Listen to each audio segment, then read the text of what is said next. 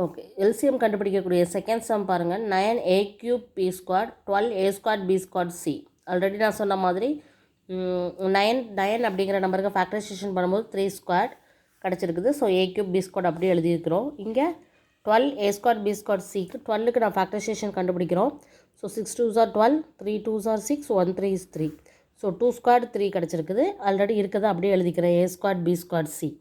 இப்போ இதில் காமனாக இருக்கக்கூடிய எலமெண்ட்ஸை எடுத்து அதனுடைய பவர் அதிகமாக இருக்கிறத எழுதணும். மேலேயும் 3 இருக்குது, கீழேயும் 3 இருக்குது. அதில் பவர் அதிகமாக இருக்கிறது 3². மேலே a இருக்குது, கீழே a இருக்குது. அதில் பவர் அதிகமாக இருக்கிறது a³.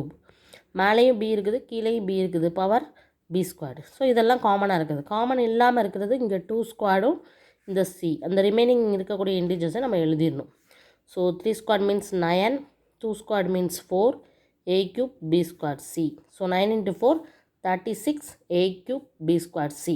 ஸோ இந்த மாதிரி தான் எல்சிஎம் நம்ம கண்டுபிடிக்கணும். ஸோ காமன் எலமெண்ட்ஸை பவர் அதிகமாக இருக்கிறத எடுத்து எழுதிட்டு ரிமைனிங் எலமெண்ட்ஸையும் சேர்த்து எழுதி மல்டிப்ளை பண்ணி எழுதுறது தான் எல்சிஎம். ஸோ இதே மாதிரி சம் தெரிஞ்சுக்கிறதுக்கு 10th ஸ்டாண்டர்ட் மேக்ஸ் ப்ராப்ளம் எல்லாத்தையும் சால்வ் பண்ணிக்கிட்டு இருக்கோம் நம்ம சேனலில். மேக்ஸ் டியூப் சேனலை சப்ஸ்கிரைப் பண்ணி வச்சுக்கோங்க. தேங்க்யூ.